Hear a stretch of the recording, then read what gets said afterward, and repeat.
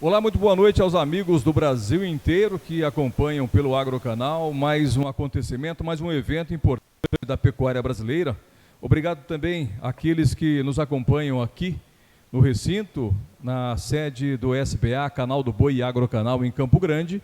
Hoje nós teremos com transmissão pelo Agrocanal o seminário Os Detalhes Fazem Toda a Diferença. O objetivo desse evento é fornecer informações aos pecuaristas do Brasil inteiro e também aqui do Mato Grosso do Sul, de modo que os produtores tenham decisões assertivas no assunto ou no quesito nutrição animal. Nós teremos hoje o seminário Os Detalhes Fazem Toda a Diferença, 2 palestrantes na noite de hoje. O Dr. Rodrigo Gardinal, médico veterinário, com a palestra O Uso de Ferramentas Estratégicas na Conservação e Qualidade de Forragens. Também a doutora Jane Gonçalves, zootecnista, com a palestra Desafio Oculto na Nutrição de Ruminantes. Nós gostaríamos também de agradecer os realizadores deste evento. A Serviçal, empresa de nutrição aqui do Mato Grosso do Sul, a Demais Agro Representações, a VLN, a Canlim e apoio do Sicredi. Portanto, nós, mais uma vez, reforçamos este evento como uma contribuição para a pecuária brasileira, de modo que o produtor terá, através das palestras, informações para decisões assertivas. Bom, nós começamos já o evento convidando o primeiro palestrante da noite de hoje. Gostaria que os senhores recebessem o Dr. Rodrigo Gardinal, médico veterinário, que traz para a gente o uso de ferramentas estratégicas na conservação e qualidade de forragens e grão. Rodrigo, boa noite. Boa noite. Obrigado aí, Éder, pela introdução. Obrigado a todos pelo convite aqui, para a gente estar podendo falar aqui com todos. Um pouquinho aqui da nossa experiência, um pouquinho da gente aqui. Como o Éder colocou, sou médico veterinário, com 12 anos de formação na parte de nutrição animal, aí com mestrado, doutorado na questão de conservação e nutrição animal. E atualmente hoje trabalho na parte de ruminantes na CFS Canlim, uma empresa aí só para introduzir para vocês, que traz toda a parte aí de conservação. Ela tem mais de 90 anos aí com essa questão de conservação de forragem ou de alimentos de uma forma geral. Tenho certeza que todos aqui usam algum alimento que vai algum aditivo nosso de conservação, tanto para a nutrição animal como para a nutrição humana, né? Então a gente tem várias áreas de atuação, então tenho certeza aí na manteiga que vocês utilizam, na margarina, vai estar tendo produto nosso, no próprio automóvel que a gente tem uma parte também de conservação de biodiesel, então, e aí com certeza eu vou falar aqui na parte de nutrição animal e conservação de forragens e grão, onde que é o foco aí, não só de uma forma geral, como ferramentas que a gente vai estar utilizando hoje no dia a dia.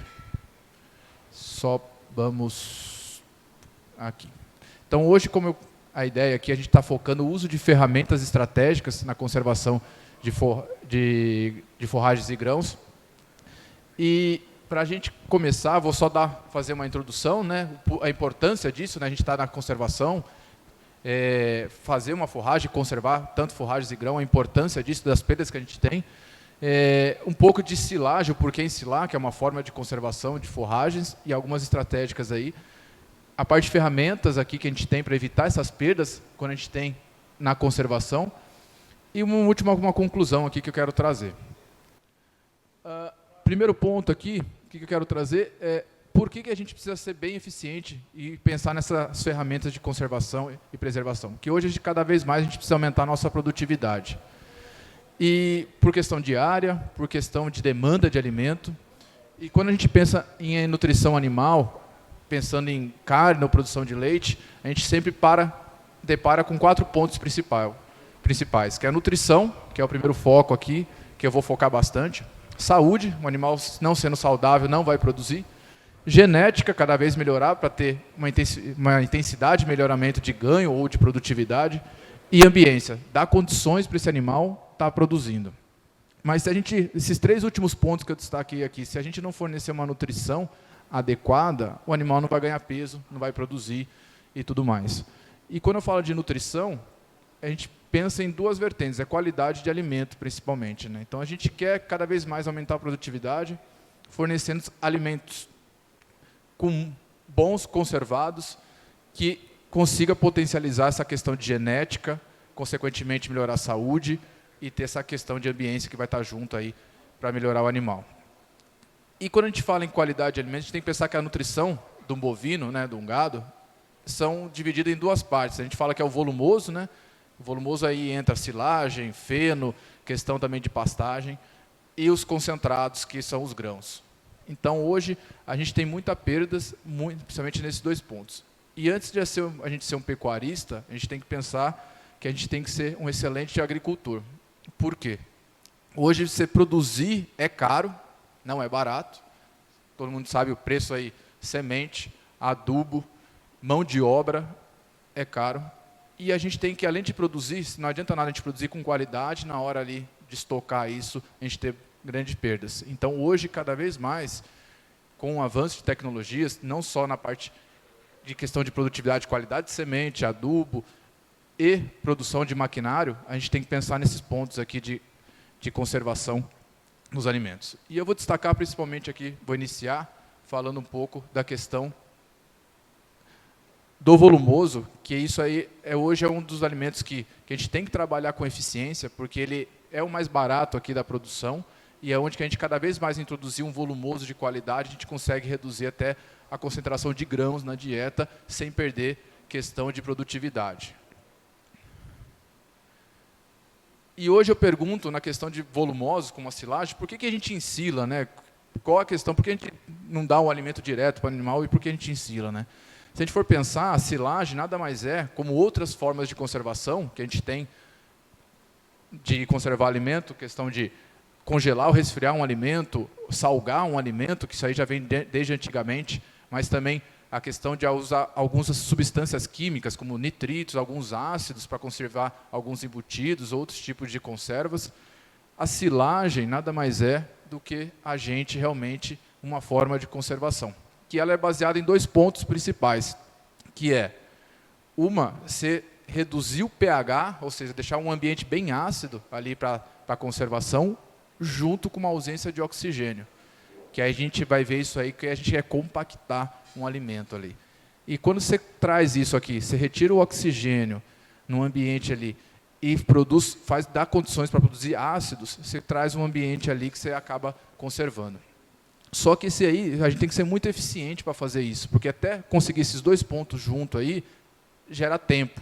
E aí tem algumas ferramentas que a gente vai trazer aqui para mostrar que pode melhorar.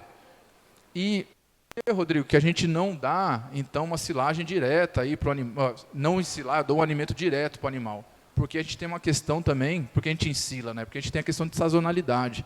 Sazonalidade seria muito importante a gente já conseguir entregar um alimento fresco direto, mas a gente não consegue porque a gente tem a questão que só produz em determinada época do ano. Então, naquele momento que o alimento, a forragem, ali, no caso o milho, está com uma característica boa de nutritividade, a gente corta ele e tenta conservar para preservar ao máximo aquele valor nutritivo que ele tem. Se a gente não consegue preservar, a gente vai estar perdendo, vai estar literalmente jogando dinheiro fora, porque a gente vai estar rasgando esse dinheiro.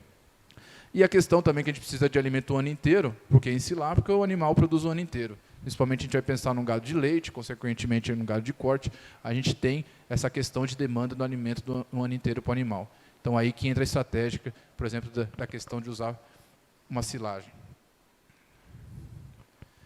E pensando aí nesses dois pontos que eu coloquei aqui de conservação de silagem, né, de fazer uma silagem boa, principalmente aí a questão de tirar o oxigênio, a gente tem que trabalhar nesses dois aspectos, tirar o oxigênio e proporcionar essa fermentação aí para produzir esses ácidos. E como que eu trabalho isso, né? Quando eu vou construir uma silagem, o primeiro ponto que a gente tem que trabalhar é a questão aonde eu vou fazer e eu dando condições, né, para aquele local onde eu fazer. Então, se eu for fazer um silo trincheira, um silo superficial ou um silo bolsa, eu tenho que ter o ambiente ali para eu começar a fazer limpo, primeiramente. Então, a gente tem que trazer aqui, não adianta nada eu chegar num ambiente sujo, já vou começar com um alimento teoricamente contaminado. Então, eu trago primeiro uma limpeza, eu tenho que pensar nesse ponto de colheita, né, quando que minha forragem vai estar com um valor nutritivo bom, o suficiente para eu aproveitar o máximo de nutriente, ele ser digerido pelo animal e o animal conseguir absorver esse nutriente. Então, a gente tem que pensar no ponto de colheita. O exemplo do milho, a gente consegue ali trabalhar com matéria seca de 32% a 38%, ali, 37% nessa janela, começando às vezes com 32% para chegar até o final ali com 37%, porque tem um tempo, uma janela para trabalhar. O ideal 35%. Exemplo, só dando exemplo. Então, estou falando assim, que a gente tenho certeza que a gente trabalha isso aí muito bem, isso aí já é muito bem feito na fazenda, mas mesmo assim eu vou mostrar alguns pontos que é importante ter atenção. O tamanho da partícula, que isso aí está totalmente direto aí na compactação que a gente vai trabalhar. Hoje a gente fala entre 1 e 2 milímetros, mas tem outras maneiras que a gente fazia, algumas peneiras que a gente chama de pen state, que a gente passa lá para ter os tamanhos diferentes de partículas para trabalhando na diferentes tamanhos de peneira. A questão do enchimento e compactação, que aqui é muito importante também, que é a questão de a gente fazer por camadas, aqui na figura abaixo que eu mostro, que a gente fazer camadas de 20 a 30 centímetros, compactando isso, trazendo ali mais ou menos uma compactação de 40% ou mais, né, quanto maior, melhor, do volume de matéria que a gente traz por hora. Por exemplo, se eu trago por hora 100 toneladas de matéria, tem que ter pelo menos ali 40 toneladas de tratores compactando, a soma do peso dos tratores, pelo menos, por hora. E o fechamento, que é a vedação, para eu estar trabalhando essa conservação, para realmente não ter esse oxigênio ali dentro que eu quero trabalhar. E o ponto aqui importante, se eu fazer isso aqui muito bem, esses pontos aqui, eu vou querer que tenha uma fermentação. Com certeza, aí, o tipo de forragem que eu estou trabalhando, se é um milho, um sorgo, um capim, ou outros, ou mesmo uma gramínea, no caso uma leguminosa como uma alfafa, que aqui não é muito comum, mas a gente tem outros países que trabalham, isso aqui vai, consequentemente, os carboidratos estão ali dentro, e esses pontos aqui vai influenciar nessa produção aqui de ácido para eu conservar. E aqui que eu quero dar um destaque melhor, né, que eu quero trazer, que eu fazendo isso aqui muito, muito bem, isso aqui é só para trazer aqui para vocês o que seria em dias aqui embaixo. Eu fechei meu silo aqui no dia 0, que seria no começo do gráfico aqui, eu fechei meu silo. O que acontece, o que eu tenho de perdas numa forragem, isso aí naturalmente eu fazendo isso muito bem naqueles primeiros pontos. Cortei no ponto ideal, compactei muito bem, vedei muito bem minha silagem, e aí ocorre a questão da fermentação ali dentro. O que é essa fermentação? No começo eu vou ter um pouco de oxigênio, vão crescer bactérias ali, e depois de alguns dias ali, vão crescer algumas bactérias que a gente chama de bactérias ácido láticas, que produzem o ácido lático. Elas vão crescer, produzir ácido lático, consumindo alguns carboidratos que tem ali, alguma coisa de energia, e vai fazer a produção desses ácidos abaixar o pH para 4. Então eu vou ter um ambiente sem oxigênio, e conservado ali, chegando a 4. Quando eu falo pH 4, está um ambiente relativamente ácido, que eu não tenho como alguns micro-organismos crescer como fungo. Os fungos crescendo, produzem micotoxina, cada vez mais, ou eles vão entrar ali em dormência, que eu chamo. Assim, vai estar um ambiente tão ruim para eles, que eles não vão mais crescer, eles vão ficar dormentes ali, só vão crescer talvez quando tiver em contato com o oxigênio. Porém, que até chegar esse pH 4 ali, tem uma janela ali, que é essa está em vermelho, que a gente tem muitas perdas. A gente estima que as perdas que a gente tem aqui até chegar a esse pH 4, que é em torno ali de 21, 28, dependendo, até mais, dependendo da forragem, estou falando de uma silagem de milho, por exemplo, a gente tem uma perda aí em torno de 15, 20% ali do que a gente colocou nutritivo. Mas é uma perda que a gente não vê, é uma perda que a gente sai por gás, efluentes, que é aquele chorume que às vezes sai, mas muito mais por gás. Pelas transformações que tem, que aqui cresceu o clostridium até chegar a esse pH, cresceu também fungo ali dentro, então eles acabam utilizando aquele nutriente que seria para o animal ser absorvido e converter em carne ou leite, e aqui está sendo perdido. E aí, depois tem outro ponto que a gente abre a silagem ali para começar a utilizar ali depois de 60 dias, dependendo aí da utilização, 6 meses, quanto que a gente precisa, e começa a estar utilizando. E aqui, que a gente não vê, tem uma perda que é maior que a primeira, por questões do quê? A silagem começa a esquentar, o animal depois indiretamente não come, porque ele vai refugar, tem uma concentração maior ali de micotoxina, que o animal, isso aí vai converter, vai diminuir depois da conversão do animal. Isso aí são perdas que a gente não vê, mas a gente sabe que hoje as perdas ali que a gente fala depois do contato com o oxigênio, de às vezes você não tem um manejo adequado desse silo, por mais que você tenha também, isso aí vai esquentar depois ali no coxo, e isso aí você vai ter uma perda ali de conversão. Então, se a gente for pensar hoje um custo operacional aí de você fazer uma silagem bem feita, aí, de uma silagem de milho hoje, vou falar bem baixo, que eu sei que não é mais isso, né? Mas R$200, vamos colocar, hoje já está a 300, 350, dependendo da região. Você está tendo uma perda aqui que eu falo, aqui só de começo, de você conservar e tirar essa silagem aí de 15% a 20%. Então, você está tendo uma perda aí, se a gente for pensar numa silagem, o custo operacional de R$200, aí a gente está tendo uma perda aí, pelo menos aí de 15% a 20%, aí de 30%, pelo menos de R$30 aí a R$40. E depois, ali, consequentemente, ali, de jogar material fora, diminuição de ganho de peso. Às vezes você vai ter que investir muito mais na questão de adsorvente, você já precisa utilizar, porque que vem a parte de micotoxinas de grãos e tudo mais, e você vai ter que investir ainda mais com ação combate. Às vezes, numa dose de 20, 30 gramas, você tem que usar o dobro, nesses casos. E aqui que a gente vê, né, que é você esquentar a silagem. Eu tenho certeza que muito mundo já veio isso aqui, muito, né? Você vai retirar, às vezes, a silagem, lá já está com uma temperatura aí mais de 40 graus, isso aí vai para o coxo e o animal vai comer. Só que são só exemplos aqui, só olha nas extremidades, onde que você tem ali o contato com o oxigênio, essas duas silagens, e a mesma foto aqui com a parte com a parte térmica, né, mostrando assim a criação de temperatura, onde a gente tem realmente aí, onde o contato com o oxigênio faz aquecer muito mais rápido essa silagem. Aqui só um exemplo aqui também de um silo bem mal manejado, né, que a gente tem que tirar essa fatia. Então, isso aí é o comum hoje. E aí que vem algumas ferramentas para a gente evitar essas perdas, né? Tenho certeza que todos já ouviram falar, alguns usam e falaram muito bem, e outros já usaram no passado e falaram muito mal, que é a questão do uso do inoculante. É uma ferramenta, sim, mas você tem que saber utilizar essa ferramenta e saber o porquê. Quem usou e falou mal, muitas vezes foi porque não usou o adequado e tem que entender qual que utilizar, o porquê utilizar, né? O inoculante é uma ferramenta muito bem importante, bem utilizada. No começo ele foi inventado, assim, foi utilizado nos primeiros estudos, principalmente colocando lá dentro dele. Ele foi desenvolvido para melhorar essa questão aqui de perdas nessa conservação nesses primeiros dias, onde você tinha uma fermentação que você demoraria ali em torno de 21 dias, 28 dias para baixar o pH a 4, produzir ácido. Você introduzia algumas bactérias que produziam o ácido lático, primeiramente, e você fazia essa redução aí para 2 dias, você já baixar o pH para 4. Então, você diminui essa janela aí de perdas muito mais, você estreita essa janela. Então, você tem aí, diminui em torno, às vezes, de 40% a 50% dessas perdas já na conservação. Então, você colocar um produto que você tinha uma perda ali de 15% a 20%, ele diminui essa perda aí para torno de 10%, isso aí já se paga o investimento, às vezes, da dose que você está utilizando. Porém, o que acontece, né? Daí, o cara tinha um problema muito maior depois ali, quando quer abrir. E aí ele falava, para mim não serviu, o animal refugou no coxo. Por quê? Porque ele usou inoculante, que ele só abaixava o pH e conservava.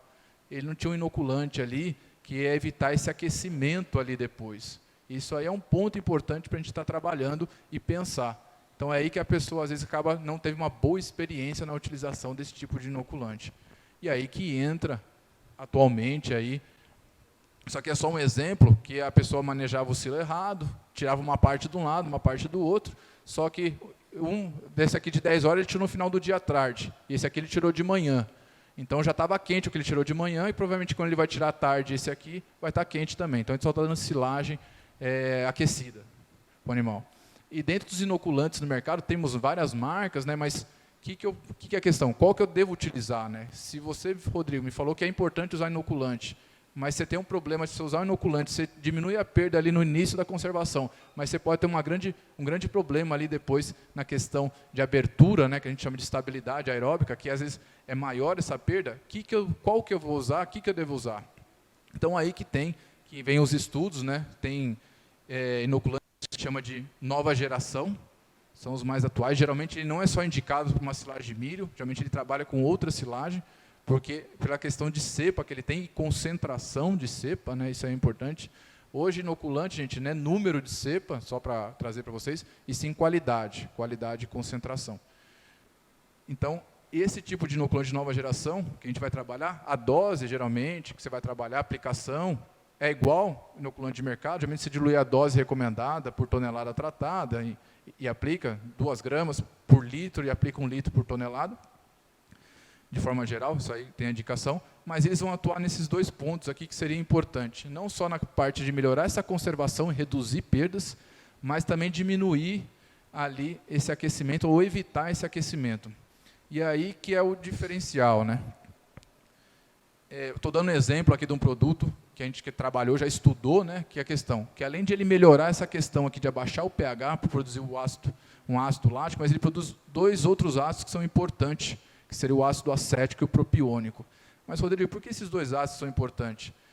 Porque eles, além de ser ácidos que vão ajudar a baixar o pH, que a gente quer aqui daqui em 2 dias, já ter esse pH mais baixo, esses 2 ácidos têm uma ação antifúngica, antimicrobiana contra a Clostridium. Ele tem uma ação que hoje, que vocês já ouviram falar, na conservação, por exemplo, vocês vão fazer uma conserva, vocês põem vinagre. Vinagre é um ácido acético ali. Outros produtos você coloca o ácido propiônico direto para evitar crescimento fúngico. Então, hoje, esses novos inoculantes, essa nova geração, eles trazem essas cepas selecionadas para produzir esses 2 ácidos em alta concentração. Às vezes, você nem com pH 4, mas se ter esses ácidos em alta concentração, você já consegue evitar esse crescimento fúngico ou diminuir ele dentro da massa. Então, aqui só um exemplo.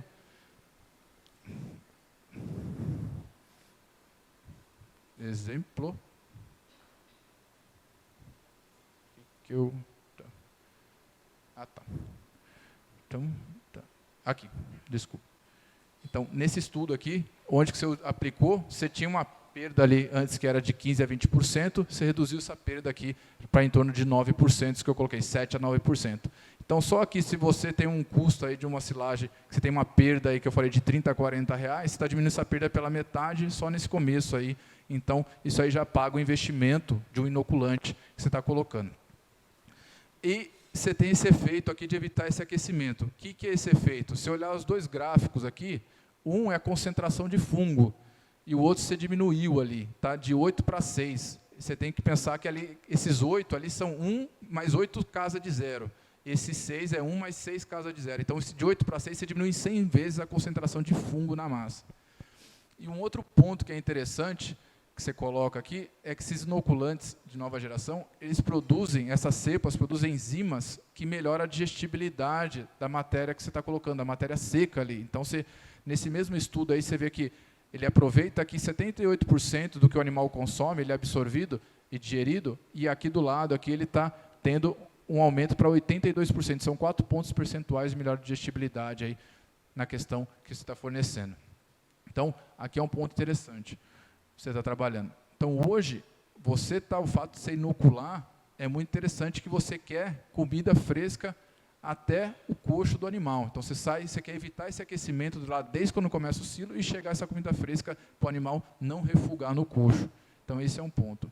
E hoje, gente, só um ponto, não sei se vocês têm noção hoje de quanto é um custo hoje do inoculante dentro do custo operacional, que eu falei para vocês de 1 tonelada de silagem, R$200, que é muito barato, mas que não é hoje, é perto de R$300, hoje está girando. O custo do investimento de inoculante, como esse, por exemplo, vai gerar em torno de 1% a 2% do seu custo. Gente, é 1% a 2% do seu custo dentro do que você está investindo para você evitar perda. É de 50% até mais ali, depois de você pensar ali no pós-fornecimento para o animal. Quando você fornece para o animal, evitar esquentar. E esse tipo de inoculante de nova geração, por exemplo, eles são desenvolvidos não somente para trabalhar com silagens, geralmente eles são desenvolvidos para essa questão de produzir o ácido acético e o propiônico em alta concentração, você consegue trabalhar ele com multicultivares. É o exemplo aqui desse produto, que ele trabalhado e testado para silagem de alfafa, que é um grande problema, tem muita proteína, tem dificuldade para baixar pH, então você precisa ter a concentração desses ácidos aí para evitar o crescimento fúngico. Você tem aí uma silagem de cana, que você não quer a produção de álcool, você quer evitar essa produção, então você tem a levedura ali dentro, então você precisa de um produto que evita o crescimento de fungos. silagem de capim comum, que tem muita umidade, muitas vezes, então você tem esse problema de abaixar pH. E silagem de grão úmido hoje, que mais do que nunca você tem que colocar um produto como esse, que o custo da produção de uma silagem de grão úmido hoje, ou de meio hidratado, é altíssimo. Então você não pode ter perdas, tem que evitar perdas demais. E, consequentemente, se você colocar, você está melhorando a digestibilidade ali do amido que você vai estar trabalhando.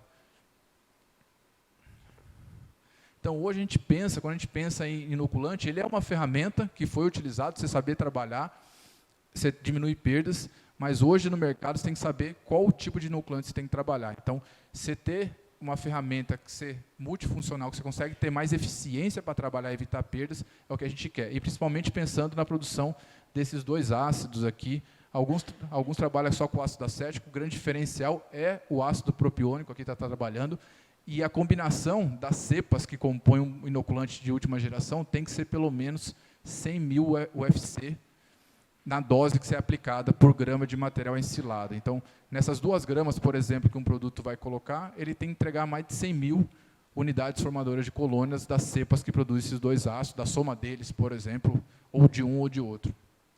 No caso aqui do exemplo do estudo que a gente tinha, na dose foi 120.000 que trabalha o produto, né? E ali, quando a gente fala, não só um outro ponto aqui, numa outra ferramenta que a gente fala do inoculante, mas o inoculante, para ele trabalhar muito bem, ele tem que estar um ambiente propício, ou seja, sem oxigênio e ter um substrato ali para as bactérias crescerem e produzir aqueles ácidos. E aí você acaba aí que tem outros cultivares, aí, no caso do feno, no caso aqui também dos grãos, né, ou mesmo ali na silagem, ali na borda, ali, que você tem às vezes um contato com oxigênio maior, que você não consegue trazer um meio sem oxigênio, você precisa de outras ferramentas para estar trabalhando junto aí.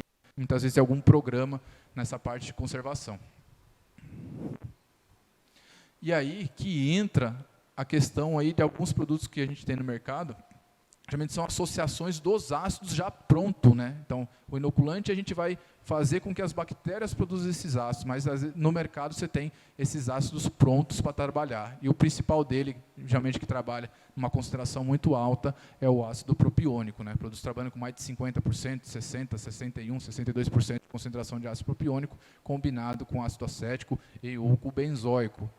E esses ácidos orgânicos eles vão trabalhar principalmente nesses pontos aí que você tem o contato com o oxigênio, né? O ar está ali entrando em contato, então você não consegue fazer uma bactéria produzir o ácido, mas sim se aplicar o ácido direto como realmente um antifúngico, um antimicrobiano que a gente vai trabalhar. E aí, geralmente, você pode trabalhar algumas estratégias, né? Um exemplo de aplicação pode ser na camada do silo, que muitas vezes você tem um contato com o oxigênio ali, que a lona deixa passar um ar ali dentro, o oxigênio, né? A lona não é apropriada muitas vezes, e nessa perda por superfície aí que você tem de 10, 20, 30 centímetros ali por metro quadrado ali na superfície ali, isso dá um prejuízo no custo hoje de 45 a 60 reais por metro quadrado. E quando a gente pensa, muitas vezes aqui, estou perdendo aqui 20 centímetros, na realidade eu não perdi 20, eu perdi ali, na realidade 40, 50, tá? Por quê? Cada centímetro ali que a gente perde, que ele está escuro, isso aí corresponde ali de 2 a 4 centímetros quando estivesse na forma natural. É mais ou menos a gente pensar, você pegar uma fruta, uma banana, o que seja, uma maçã, você deixar exposta ali, até ela ficar podre, né? Ela vai perder volume, vai perder tamanho, é a mesma coisa que acontece aqui nessa superfície da silagem. Então a gente não está perdendo nem 10, nem 20, geralmente você multiplica isso aí de 2 a 4 vezes, aí o tanto que você está perdendo de silagem, tá? Esse é um ponto interessante para trazer aqui para vocês. E muitas vezes o que é interessante a gente trabalhar é em programas, né? Você faz a inoculação da silagem, para ter essa conservação de toda a massa da silagem com inoculante de última geração. Então, você aplica esse inoculante em toda a massa quando você está fazendo o processo de ensilagem. E depois, na superfície, quando você vai fechar, se aplica uma combinação de um ácido orgânico aqui, por exemplo, você está trabalhando para evitar essa perda aqui na superfície. Por exemplo, esse exemplo aqui que eu estou trazendo aqui no lado esquerdo. Então, essa é a ideia, você trabalhar e evitar essa perda. Aqui é só um estudo que traz, aqui, por exemplo, quando você não fez a aplicação dessa combinação desse programa e depois, em verde, você fez, né? Você tem uma perda de 20% do seu material todo ensilado, e depois você reduziu essa perda ali para 2% desse material. Então, você realmente aí você consegue trabalhar com tranquilidade. Depois, você evitar, você vai ter que trabalhar, com certeza, com adsorvente de micotoxina, porque a dieta não é só feita de silagem, vem em grãos também. Mas você vai trabalhar numa dose ali mais tranquila, você não vai precisar de uma dose de combate, que a gente chama aí, para aumentar esse peso, mas uma dose de segurança você está trabalhando. E aí tem outras aplicações, quem faz a parte de fenação, quem compra feno, a gente tem muitas perdas aí, em torno de 20% a 30%, principalmente do miolo, do feno, ali na parte interna, que você quer trabalhar. Então, você está tendo perda ali por questão de fungos, mas também de produção de bolores, e isso aí está perdendo proteína e qualidade de feno. E aí você acaba aplicando esse produto, geralmente você entra ali com 500 a 1 litro por tonelada, na hora que você está enfardando aqui, na enfardadeira, você vai trabalhar muito bem. E aí também questão de grãos. Grãos hoje a gente não vê, mas se a gente for parar para pensar, a gente tem uma perda muito grande, principalmente relacionada à questão de umidade do grão. Então, a gente tem um estudo aqui, quando a gente vai fazer a conservação, que variando a umidade do grão, né, um compilado de estudos, né, aqui você varia a umidade. Quanto mais úmido o grão, aumenta as perdas aqui dos grãos, aqui só dos primeiros 4 meses, 120 dias, né, quanto eu estou perdendo aqui com o aumento da umidade. E quando eu faço uma aplicação nesses grãos aí de um ácido orgânico, no caso de um blend de ácido orgânico como esse, de propiônico principalmente, a gente está diminuindo essas perdas aqui, mantendo ali numa perda em torno de 5%, enquanto aqui você tem uma perda grande. Então, a gente tem uma redução aí em torno de uns 50% dessas perdas quando você faz uma aplicação de um ácido orgânico já puro para evitar essas perdas e ter essa conservação. Então, hoje, em resumo, aqui que eu quero trazer, né, para a gente ter aumento de qualidade dos alimentos, com certeza, o aumento da produtividade, a gente tem que melhorar a qualidade, não só assim na produção, muita gente produz muito bem, mas a gente não sabe conservar esses alimentos. E na hora de conservar, com certeza a gente vai precisar de ferramentas, e algumas ferramentas aí precisa de algum programa, né? Pensando em silagem, muitas vezes a gente tem que trabalhar com inoculante, mas saber qual inoculante, porque muitas vezes se você usar um inoculante só para baixar a pH, você vai ter um problema muito maior depois na hora de abrir esse silo, porque muitas vezes aquele ácido que produz, às vezes é combustível ali para aqueles fungos que vão crescer mais rápido depois quando você abre, que é o caso do ácido lático. Então a gente tem que trabalhar com outros inoculantes que produzem ácidos em alta concentração, como o ácido acético e o propiônico, para ter essa conservação não só de abaixar o pH e conservar ali depois de 2, 3 dias, essa silagem, mas quando eu abrir, não ter esse problema de aquecimento aí, de fungo novamente, e de um animal refugar lá no coxo e diminuir produtividade. E o ponto que eu destaquei aqui, que o custo do inoculante é muito baixo, é um custo, assim, por mais que você pense que não faz diferença, é custo de 1 a 2% do seu custo profissional. Então, ali que você está colocando ali de comprar o milho, cortar, plantar, adubar, compactar, você gastou ali por tonelada R$300, seu custo de inoculante vai ser 1% daquilo ali por tonelada. Então, assim, não tem o porquê do tanto do benefício que ele traz. E aí tem outras ferramentas que a gente tem que usar associado, dependendo do volumoso que está trabalhando. No caso aí de silagem, pensar na camada superficial, a combinação com ácido orgânico antes de fechar, ali, e pensando ali também numa fenação, conservação na parte de feno, no grão que você está trabalhando ali, está tendo perda. São outras ferramentas que a gente tem no mercado aí, que o custo-benefício aí se paga aí, o retorno que a gente fala do ROI, dessas combinações é de 6, 7, até 15 para 1, dependendo do tipo de forragem que você está trabalhando aí, e o investimento que você está fazendo nessa conservação. Então, só queria agradecer mais uma vez aí a equipe aí pelo convite, a Demais Agro. Fica meu contato, qualquer dúvida. Aqui no Mato Grosso, tem o contato do Diego, aqui do CID, qualquer dúvida que vocês tenham em relação a esses tipos de tecnologia, também pode contatar eles direto, e eu fico à disposição aí no que precisarem. Obrigado aí a todos.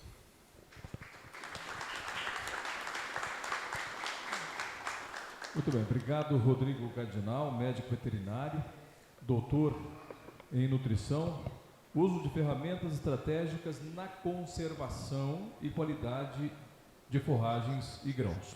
E dando sequência a este evento, nós mais uma vez reforçamos os agradecimentos ao Sicredi pelo patrocínio deste evento, a Serviçal, com a VLN, a Camin e também a Demais Agro, que são empresas realizadoras, promotoras desse encontro Em especial também o agradecimento ao SBA, ao Canal do Boi e ao Agrocanal pela divulgação e transmissão deste evento. Nós convidamos agora a doutora Jane Gonçalves, zootecnista. Ela vai trazer o seu assunto, o seu tema, a palestra Desafio Oculto na Nutrição de Ruminantes. Vamos recebê-la? Obrigada. Boa noite a todos. Eu tenho uma gratidão imensa por estar aqui hoje, agradecer o convite, né, da Demais Agro, da Serviçal e de todos os colaboradores. E o tema hoje que a gente vai tratar é uma sequência bem interessante, né, do que o Rodrigo falou. E realmente é um desafio oculto na nutrição, porque, não sei se vocês já perceberam, né, mas a gente não vê, né, o Rodrigo mostrou ali vários slides, e nada aponta, né, o que seria esse negocinho que a gente fala tanto, né, micotoxina. Vem de algum micro-organismo, mas não é um micro-organismo, né? E, às vezes, a gente tem apontamentos de que é um milho bom, é uma ensilagem boa, e aí, quando a gente vai fazer algum tipo de análise, algum tipo de acompanhamento, a gente percebe que elas estão lá presentes. Então, o que são exatamente essas micotoxinas, né? Elas nada mais são do que metabólitos secundários advindos de fungo. Mas o que são, né, metabólitos secundários? Nada mais é do que o fungo se estressando, se produzindo ali no meio de grãos, cereais e silagem, tá? Na presença, né, de alguns fatores que a gente vai discutir um pouco melhor, como temperatura, umidade, presença de oxigênio. E ele vai soltando essa toxina, tá? Então, é um produto de fungos. E o que acontece? A gente olha aqui nessa tabela, são vários tipos, né, de fungos que podem produzir, famílias de fungo que podem produzir diversos tipos de micotoxinas. Tá? E aqui eu trouxe só alguns exemplos que são as mais frequentes aqui no Brasil. Mas, para vocês terem uma ideia, há inúmeros fungos que produzem e inúmeras micotoxinas, que são esses metabólitos.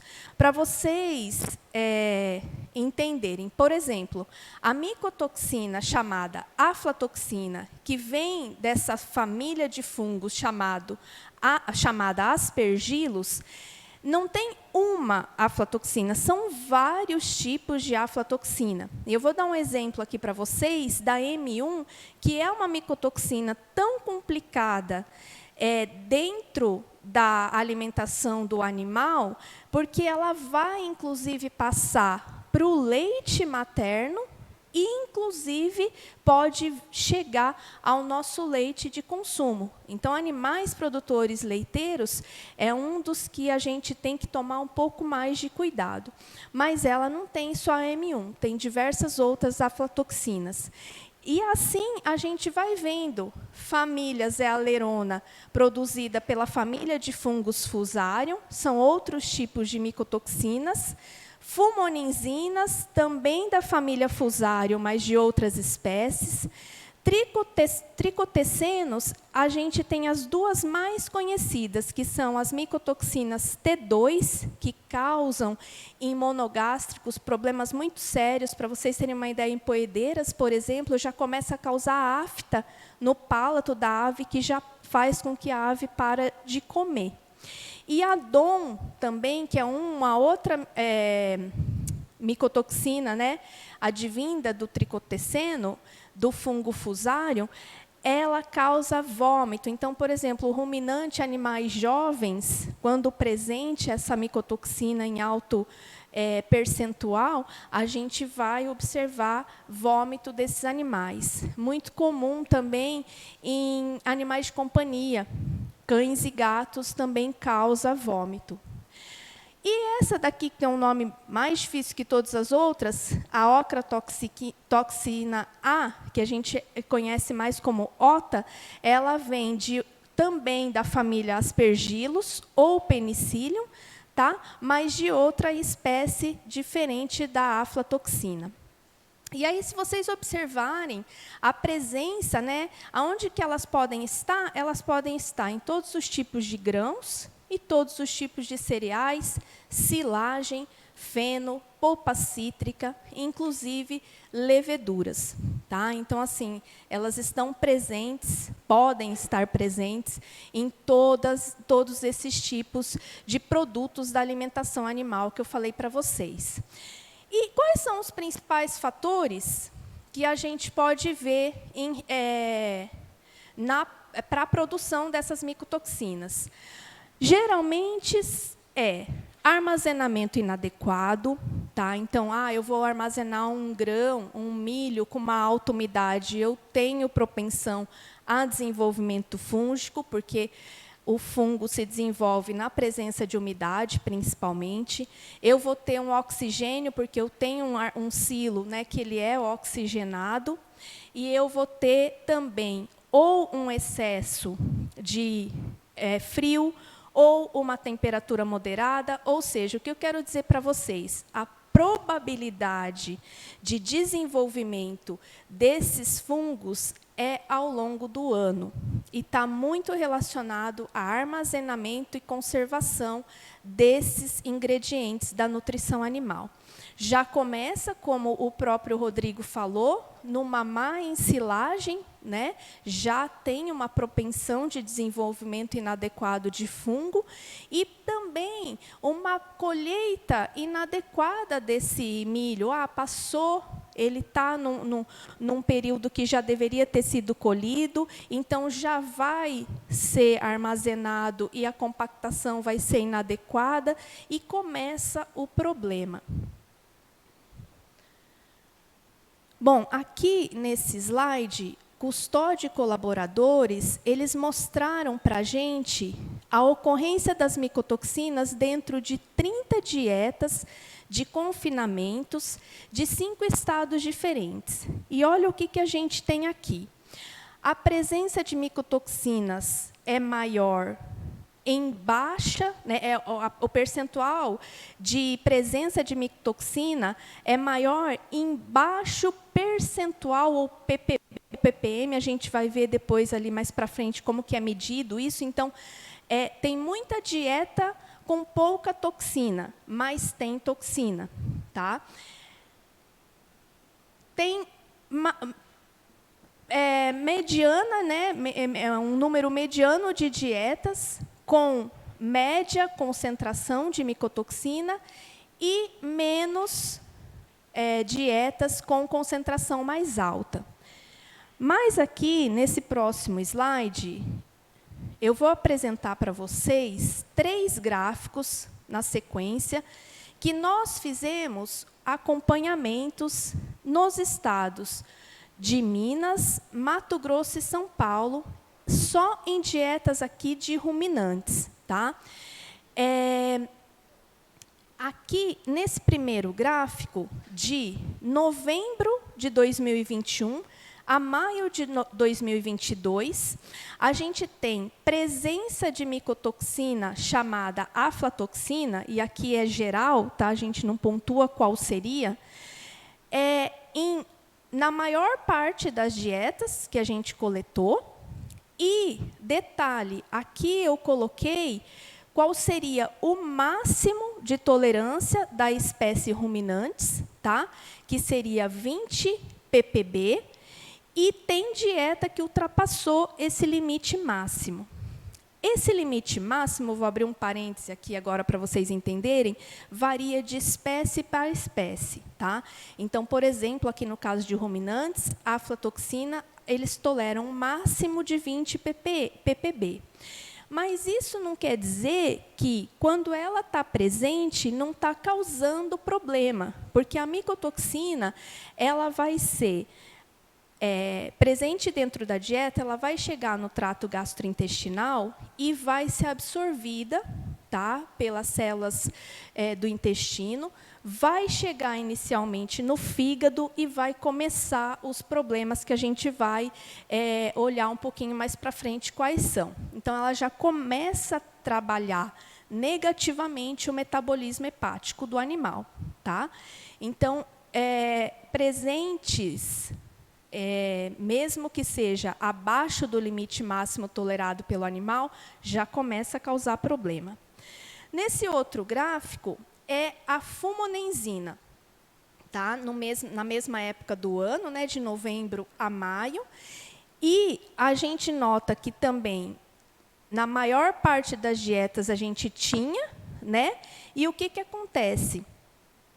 Muitas delas estavam acima do limite tolerado pelo animal. Aqui, inclusive, estava muito mais do que o limite tolerado pelo animal. A fumonenzina, o ruminante, ele tolera até, o máximo tolerado, né, é até 80 ppm. Tá? Mas eu dou um exemplo aqui, por exemplo, ave tolera no máximo 2.000 ppb, ou seja, 2 ppm. Tá? No próximo gráfico, a gente fala da zealerona. Tá? A zealerona também presente em quase todas as dietas coletadas e algumas delas acima do limite máximo. Qual que é, né, o limite máximo na espécie ruminantes? 500 ppb. Tá? Bom, e aqui eu vou apontar para vocês, nesse slide, o que a gente tem de problema, tá? Em vermelho, eu destaquei o quê? Eu destaquei a parte de que elas estão fazendo efeito negativo sozinha, e quando eu destaquei para vocês ali em roxo, vocês vão ver que é uma associação de micotoxina. Então, sempre quando eu vou falar com o cliente sobre o assunto micotoxina, o que eu falo para eles? Olha, estar presente já é um ponto negativo, já começa a causar problema. Estar presente já é ruim, mais duas piora, porque elas têm sinergia entre si e o negócio só vai piorando. Então, vamos começar pela aflatoxina. A aflatoxina, ela vai causar, então, uma sobrecarga hepática, tá? Conforme eu já falei para vocês, contamina leite, tem uma queda de produção, uma queda de ganho de peso e reduz a imunidade dos animais. E quando acima do limite tolerado máximo pelo animal, do limite máximo tolerado pelo animal, pode causar até a morte, tá? Assim também a gente destaca a DOM e a T2, tá? Como eu falei, a DOM, inicialmente, ali no primeiro slide, eu falei para vocês, ela causa muito vômito, né? Todas que vocês vão ver causam queda de ganho de peso, problema de conversão alimentar. A DOM também causa muita diarreia, acidose ruminal, chega a dar deslocamento de abomaso. A T2, ela tem problema também, vai causar aumento de CCS, porque mexe, né, muito com o metabolismo imunológico do animal. Vai causar também má formação embrionária, mas a gente tem uma vilã aqui, que é a chamada zealerona, cujo apelido é Zea, que tem muito, essa daqui é a pior de todas para causar problema reprodutivo. Tá? Então, a gente vai ver edema de vulva, prolapso uterino, mortalidade embrionária, retorno ao cio, aborto, ciclos irregulares. Então, às vezes, a gente acha que está tudo certinho, né, com a nutrição, tudo certinho em termos de ganho de peso, conversão alimentar, e está com problema reprodutivo na fazenda. A principal vilã é essa daqui. E a fumonenzina, tá? Ela causa também muito distúrbio digestivo. A fumonenzina é dependendo da espécie, que inclusive chega a dar problema renal no animal, tá? E tá? Ela causa também problemas de casco. Às vezes a gente vê aqueles cascos mais avermelhados, assim, principalmente em vacas de leite, geralmente é a fumonenzina. E as associações, aqui não quer dizer que causa só isso, né? Além de todos esses problemas apontados por cada uma delas, a gente ainda tem mais aumento de CCS, queda na função ruminal, queda da ingestão de matéria seca, quando a gente vê a presença de aflatoxina e fumonenzina. E no caso da zealerona mais o T2, a gente vai ver problema muito sério, principalmente na parte reprodutiva. Então, minha gente, a presença delas é problemática.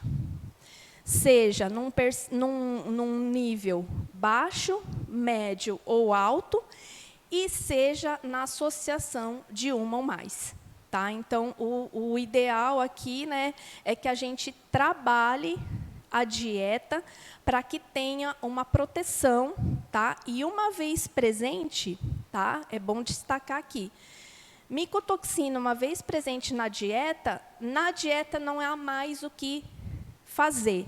Então, nós vamos ter que colocar um adsorvente de micotoxina, e aí, quando ingerido pelo animal, a nível intestinal, elas serão sequestradas por esse adsorvente e vão ser jogadas nas fezes. Tá? Não tem mais o que fazer quando você descobre que a sua dieta tem micotoxina. Tá? E eu tenho certeza, tá, que, por mais cuidado que todos tenham aqui com as dietas dos animais, com os ingredientes, alguma delas vai ter, seja no inverno, seja no verão, ou, né, seja num bom ou num mau armazenamento, porque às vezes não veio de vocês, já veio contaminado da origem que vocês compraram.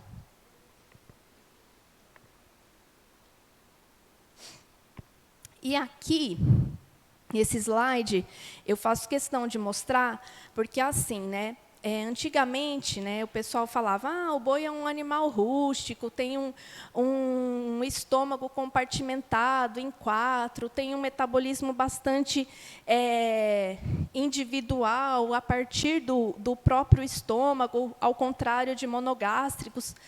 Mas o que eu queria mostrar para vocês? Por exemplo, quando a gente tem uma contaminação de T2, ou de DOM, tá?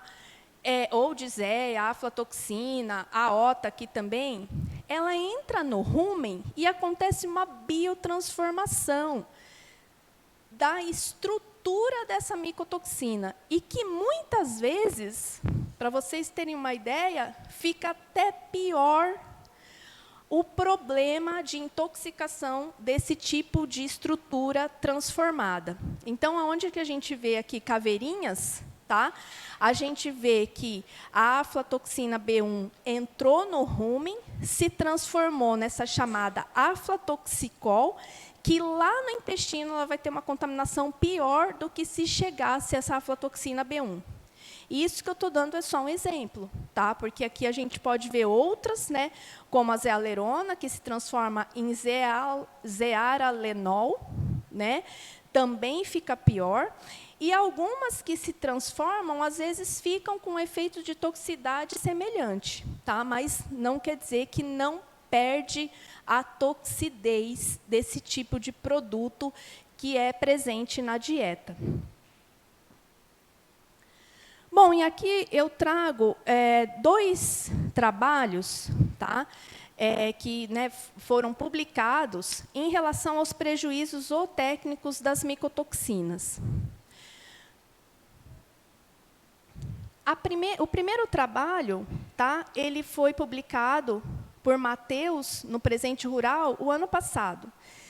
E olha só, o que a gente vê aqui, né? Todos os prejuízos, né, causam problemas hepáticos, na saúde gastrointestinal, e o estudo relatou que a aflatoxina, presença de aflatoxina, fumo e DOM na dieta de ruminantes causaram, dentro do confinamento, uma queda de peso na casa de 150 gramas por animal por dia, tá?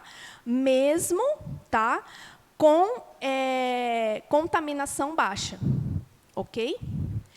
E aqui também, mesmo em contaminação baixa, foi observado, num estudo na Unesp de Jaboticabal, que os animais tinham perda na casa de 200 gramas por dia, o que deu uma equivalência de 26 quilos a menos no peso corporal do animal ao final do confinamento.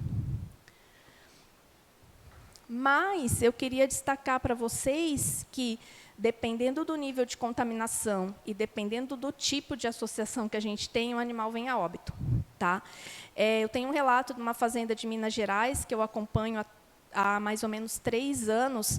Eles tiveram uma contaminação de silo extremamente grande por conta de problemas na colheita, e eles chegaram a perder 12 animais. Tá? Quando entraram com o uso de um blend de adsorvente, eles já conseguiram perceber em uma semana um retorno, né, do consumo normal de matéria seca pelos animais produtores de leite, e o retorno da produção leiteira também ocorreu nessa semana. Tá? Então, mas eles chegaram a perder 12 animais. Teve a fazenda vizinha, porque foi um problema regional, a fazenda vizinha chegou a perder 60 animais. E, às vezes, a gente perde o animal e não sabe por quê. E é porque, às vezes, a gente não está investigando esse tipo de problema. Tá? Existem análises específicas para esse tipo de micotoxina, não é uma análise bromatológica normal, precisa pedir para o laboratório, né, micotoxina.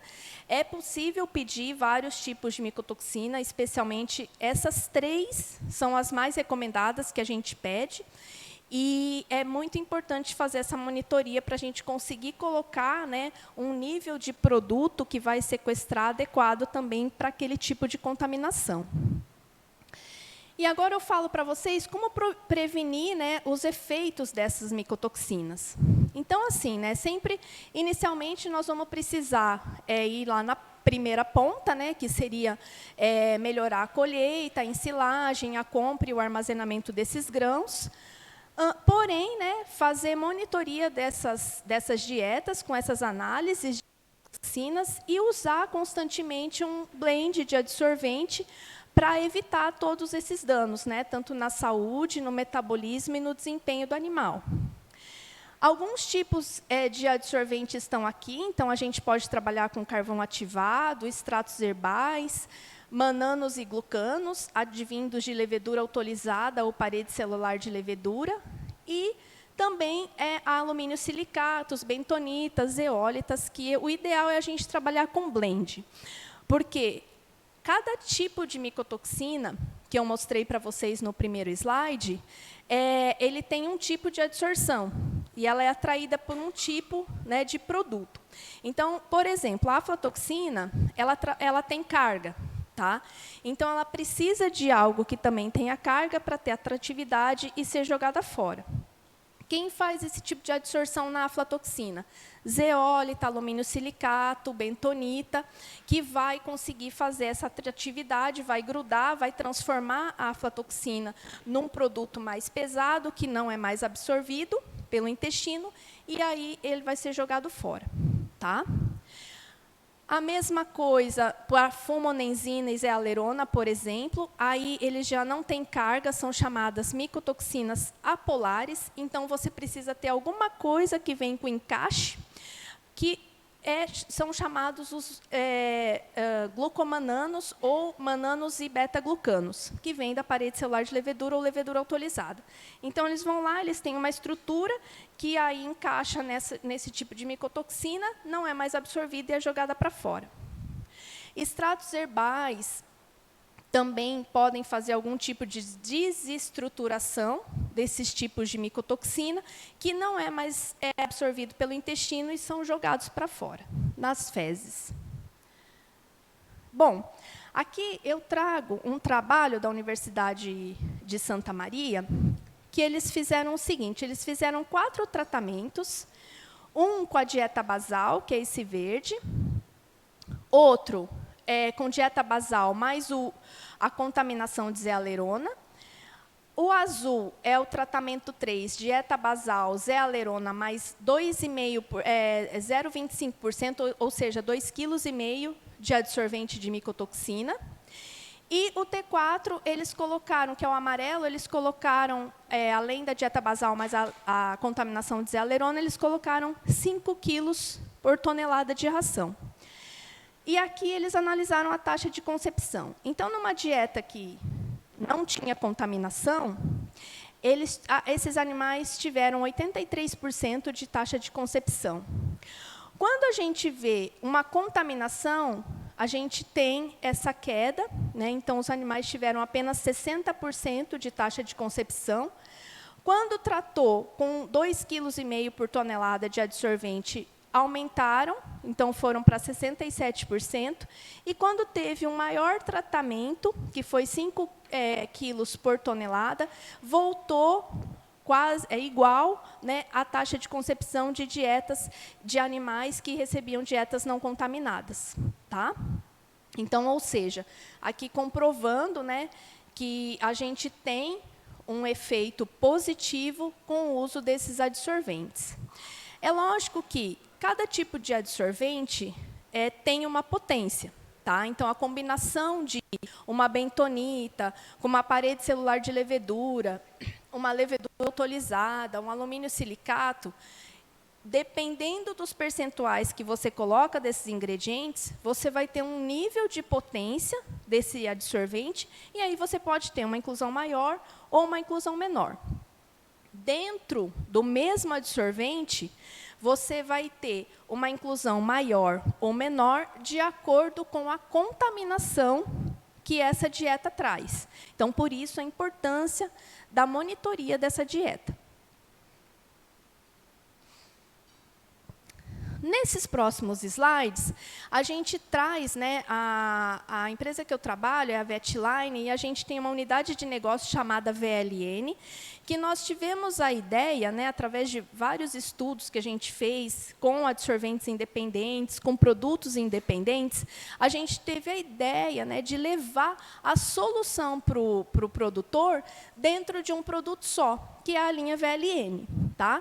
Então, nós temos aqui 2 sugestões de produto que têm a ver, né, com adsorvente de micotoxina, o VLN Conf e o VLN Safe Room. O VLN Safe Room, por exemplo, ele é composto, então, de minerais quelatados, ele é um blend, né, com minerais quelatados, adsorvente de micotoxina, que é a bentonita, e o prebiótico, que é a parede celular de levedura, que tem presença de que é composto por beta-glucano e manano. E qual que é o objetivo principal desse tipo de produto? Ele vai reduzir a contaminação do trato gastrointestinal, porque ele tem o adsorvente de micotoxina chamado bentonita, que vai sequestrar tipos de micotoxina como a aflatoxina. Tem também o prebiótico, que é a parede celular de levedura, que vai sequestrar micotoxinas como, por exemplo, fulmonenzina e zealerona. E, com isso, o que ele vai fazer? Se ele está descontaminando o trato gastrointestinal, ele vai melhorar o aproveitamento dessa dieta e, além disso, a presença dos minerais vai ajudar no metabolismo, a recuperar o metabolismo do fígado, que pode ter sido acometido por uma contaminação de micotoxina. Tá? É utilizado para a categoria de ruminantes, a partir de 15 gramas animal dia, dependendo se você vai colocar, por exemplo, eu quero formular na ração. A gente pode verificar, né, qual que é o nível de contaminação, aí vai variar numa inclusão de 500 gramas até mais ou menos 1,5 kg por tonelada de ração. E a outra proposta que a gente também montou é o VLN Conf. Ele teria praticamente os mesmos ingredientes do VLN Safe, mas ele vem com uma proposta adicional, que é o probiótico. Ele tem uma levedura viva também, que ele ajuda já no metabolismo ruminal, tá? A equilibrar pH ruminal dos animais que recebem, né, uma dieta com alto concentrado. Então, ele já começa a ter um efeito de melhoria em metabolismo ruminal e também vai ter os efeitos em melhoria intestinal, especialmente para descontaminar essa dieta melhorar o ganho de peso dos animais, melhorando o aproveitamento da dieta.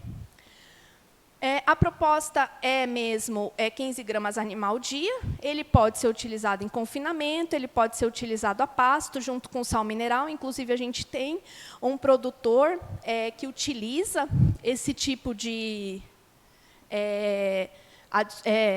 adsorvente no sal mineral, porque os animais estão a pasto, mas não tem problema nenhum.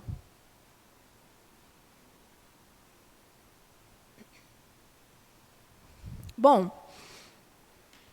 e aqui eu mostro para vocês a nossa proposta da linha, né? Conforme eu falei, a gente não trabalha só com a linha de ruminantes, nós trabalhamos com a linha de monogástricos também. E também existe um destaque aqui da nossa linha, né, com o produto VLN Immunity, que ele foi formulado para melhorar a imunidade dos animais, pensando especialmente em bezerros, né, que estão ali, né, inicialmente se desenvolvendo, tem muitos desafios, então a gente pensou bastante em bezerros, mas pode ser utilizado para qualquer fase de animal que está acometido por desafios. Então, como mensagem final, eu gostaria que vocês levassem para a propriedade de vocês as seguintes mensagens. Então, assim, as micotoxinas, elas estão frequentemente presentes nas dietas. Podem estar em baixo nível, em médio, em alto, presentes única ou vários tipos. Mas elas estão lá. Eu garanto para vocês que elas estão lá. Eu faço a monitoria, né, das micotoxinas há mais de 3 anos, especialmente concentrado no estado de São Paulo, Minas e Mato Grosso, e a gente nunca encontrou uma dieta sem nenhuma micotoxina. E eu dou alguns exemplos aqui para vocês. Dietas que usam, por exemplo, farelo de amendoim, é batata que vai ter pelo menos a aflatoxina, tá? Dietas que têm polpa cítrica, né, que é super comum, e a gente vai, inclusive, encontrar, além da afla, a gente acha fumo. E dieta, gente, com milheto, que é muito comum ali no estado de São Paulo, na região de Bastos, produtores de aves usam milheto. E como é um cereal alternativo, os clientes, antigamente, achavam, né, que não tem muita presença, porque o grão é pequenininho, não tem muito desenvolvimento de fungo, é bem seco e tal. E eu comecei a monitorar dietas com milheto, né, formuladas com milheto, e percebemos que tinha, sim, que, inclusive, esse tipo de cliente que pensava, ele tinha tirado o milho da dieta, porque achava que a contaminação do milho era pior, mas quando passou a usar milheto, tinha época do ano que era até pior. Então, ou seja, é uma praga que está presente no ano todo e sempre em vegetais. E, né, outra mensagem que eu gostaria que vocês levassem é que, assim, os danos metabólicos são enormes, né, inclusive podem levar até o animal à morte, como eu falei para vocês, dei exemplos, inclusive, vão causar queda de desempenho, né, piora no ganho de peso em confinamento, piora na produção leiteira, piora na reprodução desses animais, tá? E piora no desenvolvimento de animais jovens. E, muitas vezes, levam o animal à morte. E, assim, que a prática da inclusão desses adsorventes, gente, tem que ser frequente, tá? E é uma excelente alternativa para retornar ao ganho de peso ideal desses animais ou à produtividade ideal desses animais. Aí, aqui, eu coloquei algumas dúvidas, né? A gente pode abrir para perguntas depois, caso vocês queiram, estou disponível, também vou ficar aí agora para a gente debater mais algumas coisas. Então, eu gostaria de agradecer novamente, inicialmente, a presença de todos, a atenção. Gostei, né? Toda hora que eu olhava para alguém, alguém fazia assim, né? Não sei se era só apoio ou se estava entendendo.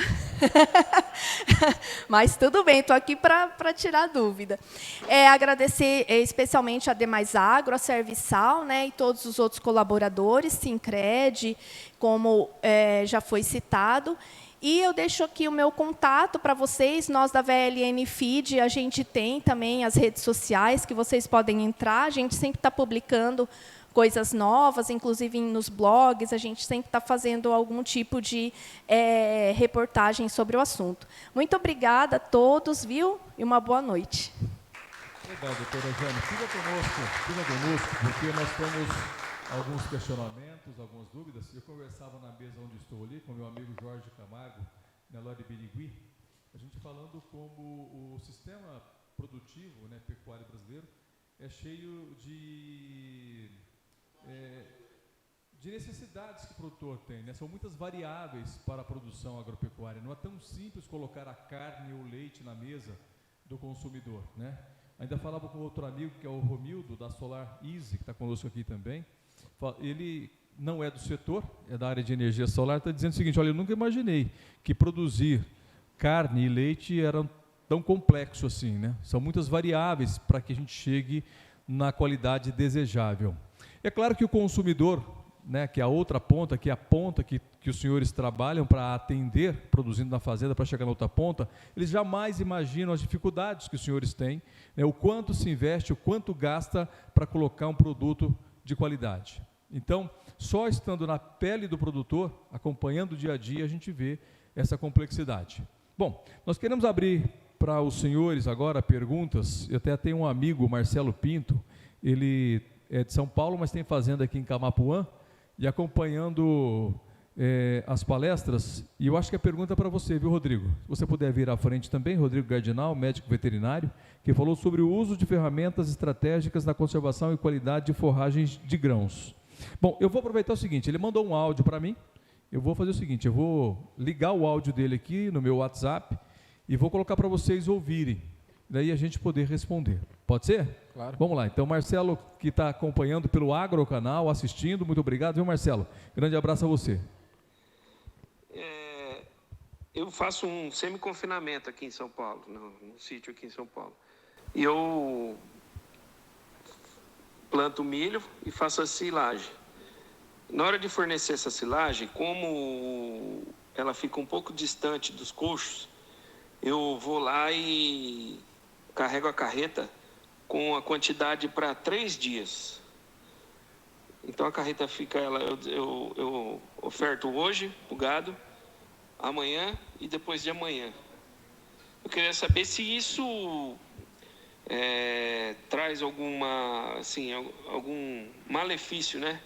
Se tem algum problema eu fazer isso, se eu estou perdendo o desempenho aí do alimento para o gado. Pelo que eu entendi, ele faz a silagem e serve num período de até 3 dias, sem utilizar nenhum tipo de produto para conservar. Ele quer saber se isso pode trazer algum prejuízo. Qual o nome dele mesmo? Desculpa. Marcelo. Marcelo, com certeza, aí, se você acompanhar no seu vagão aí que você tira para depois fornecer, depois de um dia, você colocar a mão na silagem lá dentro, acho que você não consegue ficar com a mão lá dentro de tão quente que vai estar lá.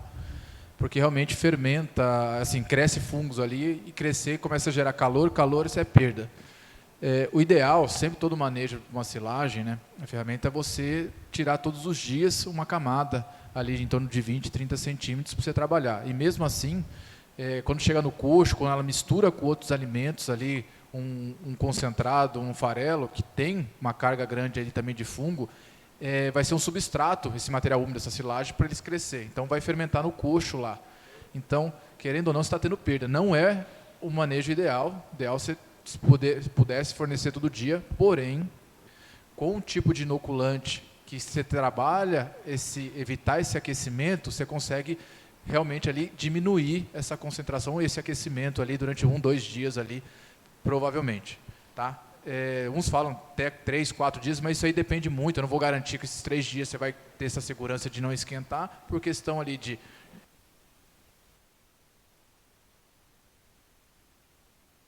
ideal é você fornecer todos os dias, tirar essa camada, porque quando você tira lá da compactação com o contato do ar, você já começa a ter perda desse material que você ensilou com o contato do oxigênio. Bom, nós temos um microfone aí com a doutora Ana Cristina Bezerra, da Serviçal. Se os senhores quiserem perguntar, aqueles que balançavam a cabeça dizendo que estava concordando, é o momento da gente tirar as dúvidas aqui com os nossos doutores. Só para fazer uma observação, enquanto ela vai passando o microfone ali para o Jorge Camargo, Nelore Birigui, eu já ouvi de produtores, né, já fui em algumas fazendas, que os produtores fazem a silagem a fresco, colhem, armazenam numa lona e diz o seguinte: até 7 dias aguenta sem nenhum tipo de inoculante. Eu já ouvi essa afirmação. Isso realmente é verdade mesmo? Aguenta mesmo a silagem por 7 dias sem nenhum tratamento? Se você tirar do silo e... vai até a área de colheita, faz a segagem, ou pica, traz e joga numa lona, mas não faz o inoculante, não coloca. Diz que até 7 dias pode servir, que não tem nenhum problema de micotoxinas. Você cortar e... Assim, a partir do momento que você cortou uma planta, o contato dela já começa a ter perda. Por isso você tem que ensilar, que eu falei, você tem que tirar o oxigênio, compactar, para conservar o máximo possível. A partir do momento que você cortou, vamos falar assim, a planta abre poros, esses poros ela começa a ter perda ali de nutrientes, e começa a secar, esse é um ponto, e começa a perder acaba perdendo nutrientes, isso que acontece. Então você vai ter perdas com certeza. O ideal realmente é assim, você cortar ou fornecer direto, esse é um ponto. E aí só que assim, com o passar do tempo a planta vai tendo variações, né? Ela vai ficando mais madura, vai perdendo digestibilidade. O ideal é você cortou, forneceu. Se você não fornecer ali, ela vai perdendo nutrientes por perda ali de evaporação e pelos poros que ela tem. Então você vai perder, não tem como, certo? O ideal é cortou, forneceu. E depois no coxo vai esquentar aquilo ali, vai fermentar. Então qualquer coisa que você pôr em cima vai remontar e vai reesquentar. Ou você corta, faz uma silagem e fornece diariamente, ou você corta e fornece direto para o animal. Toda vez que você não conservar direito numa forma de silagem, você vai estar perdendo. Tá. Se estocar, então, dessa forma é incorreto. De perder. É incorreto. Exato. Tá bem. Jorge Camargo. Boa noite. Só apertar o botão, aí liga. Boa noite. Rodrigo, no processo de ensilagem de uma braquiária MG5, é interessante usar os ácidos orgânicos? E se a resposta for sim, como eu aplicaria ele? Colocaria no mesmo recipiente junto com o inoculante? Não. Assim, o ideal é você trabalhar o inoculante ou o ácido. Assim, se for aplicar em toda a massa, tá? É isso que eu estou falando. A estratégia de você trabalhar com um programa, você trabalha com inoculante, ele é mais barato. Você dá as condições para fazer a fermentação e ele produzir o ácido, é mais barato que você entrar com o ácido direto, tá? Você vai pagar o ácido aí umas 3, 4 vezes mais caro a tonelada. Por isso que eu falo, o ideal, assim, um programa que você faz, trabalhar com inoculante, faz uma compactação interessante, trabalha com ele para ele produzir esses ácidos, principalmente ali o acético e o propiônico, que eu comentei, para você não só baixar pH e ter essa segurança quando você abrir a silagem, principalmente nos pontos, na camada superficial. Se você não trabalha com uma barreira de oxigênio, mesmo você trabalhando numa lona com uma permeabilidade mais baixa, você aplicar ali, você vai ter essa segurança, principalmente aí uma braquiária que tem uma questão de umidade. E também nas laterais, se você faz um silo, você coloca a lona, não sei como que é o silo, se é trincheira, se é superficial, mas se for um trincheira, por exemplo, que você, com barro, que não é alvenaria, concretado, você colocar a lona ali, e pulverizar um ácido ali, você diminui essa perda ali com esse contato da parede, que seria uma perda muito grande. Eu falei da superfície, mas na parede você tem um contato muito grande. Por isso que é ideal você colocar uma lona, as lonas do lado, pulverizar, fazer toda a silagem, depois, antes de fechar, você fazer o ácido em cima também e jogar as 2 lonas. Mais alguma pergunta aqui no recinto? Olha, tem uma pergunta do José Carlos Costa Leite, eu acho que refere-se talvez a vocês dois. Se o tema ou os temas abordados hoje estão direcionados para confinamento? Sim, estão direcionados para confinamento e todos os outros tipos de produção, né? Mas confinamento sim, porque na verdade assim, é o mesmo tipo de dieta, né? O que aumenta é o percentual de inclusão de um ou outro ingrediente, é o que vai ter uma diferença, mas a gente está falando aqui que recebem concentrados, volumosos e que têm, né, recebem silagem e que têm contaminações, né, ingredientes que têm contaminações de micotoxinas. Só completando, sim, com certeza, porque confinamento tem não só, dependendo da dieta que você faz, às vezes ele vai um pouco menos de silagem, dependendo, se é uma dieta de confinamento com mais volumoso ou menos, você pode trabalhar isso.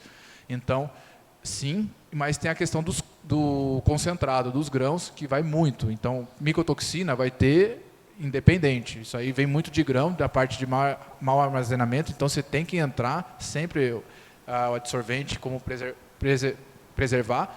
Quando você tem uma silagem de má qualidade, com desafio maior, aí você vai ter que aumentar essa dose. A Jane colocou aqui, indica 15 gramas. Aí você vai trabalhar com 30 gramas, uma dose de desafio ali, porque o animal vai estar perdendo. E também no confinamento, hoje, é muito frequente, a gente tem que utilizar a silagem de grão úmido reidratado, porque você consegue pegar esse grão úmido reidratado, você consegue comprar, às vezes, um milho num custo mais baixo, você consegue estocar ele, reidratando, e você consegue melhorar a qualidade desse milho, essa disponibilidade do amido que você tem ali. Porque, geralmente, quando você dá um farelo, um fubá, você não tem uma digestibilidade boa do amido, ele está em torno ali de 86%, 88%. E quando você faz uma silagem de grão úmido ou reidratado, você aumenta, inoculando, claro, né, para preservar, você aumenta essa digestibilidade para 94%, 95% do amido. Então, aí você consegue ter um produto de melhor qualidade, com armazenamento, você consegue comprar ele numa baixa e consegue trabalhar com estocagem menor. Aí você não precisa de um galpão, você não precisa, é mais barato. Então, assim, isso aí é um ponto aí que a gente tem que estar sempre olhando para a viabilidade. Tá bem. Alguma outra pergunta? Temos aí? Oi, boa noite. Boa noite. Lucas, eu tenho uma pergunta para a Jane.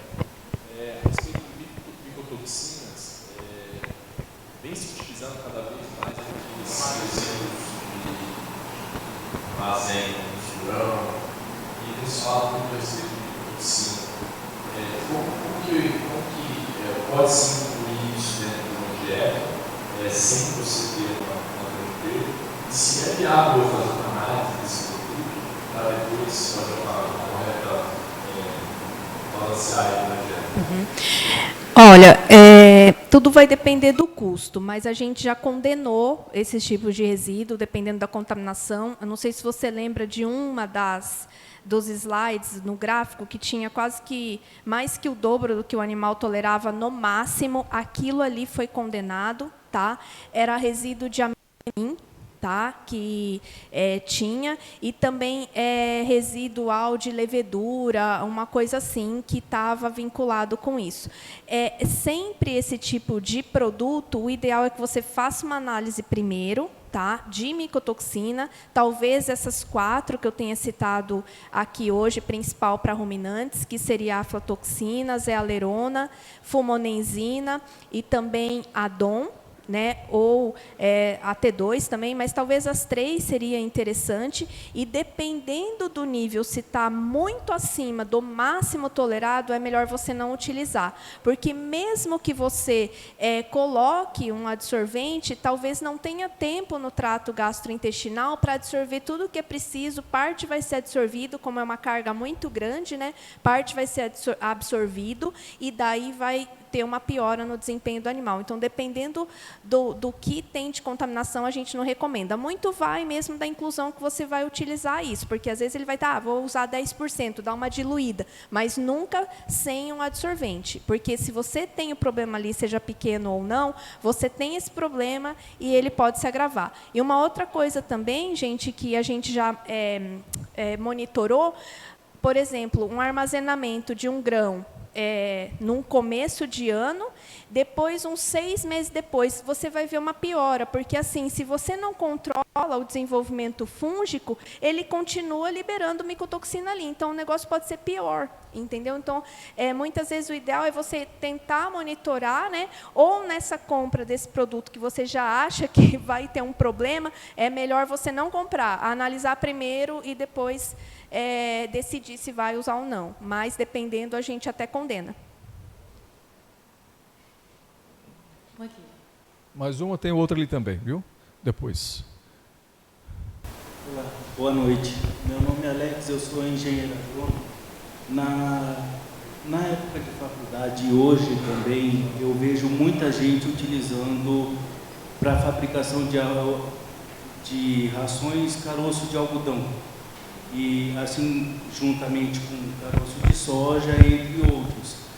Tanto é que na época da faculdade a gente utilizava também a parte de mandioca aérea e raiz para utilização de ração, tanto em suíno quanto bovino de leite. E um detalhe que agora, vendo a palestra de vocês, a gente não fazia, era o teste da microtoxina, assim como também dos inoculantes. Como que é feito? Lógico que a ração ela é um pouco mais seca, mas mesmo assim há um pouco de proliferação, até por causa do óleo dos grãos. E como que pode ser feito o controle disso daí para reduzir essa aparição de microtoxina?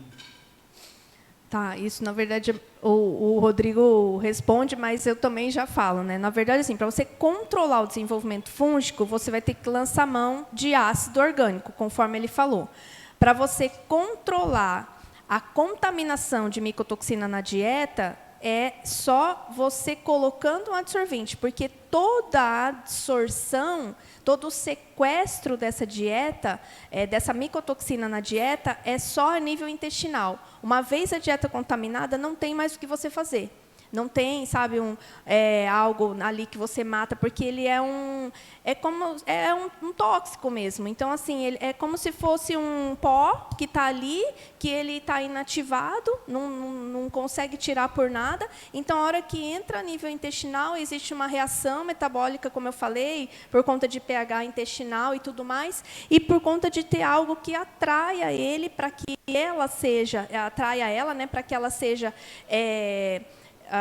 conectada com outro ingrediente e seja jogada fora.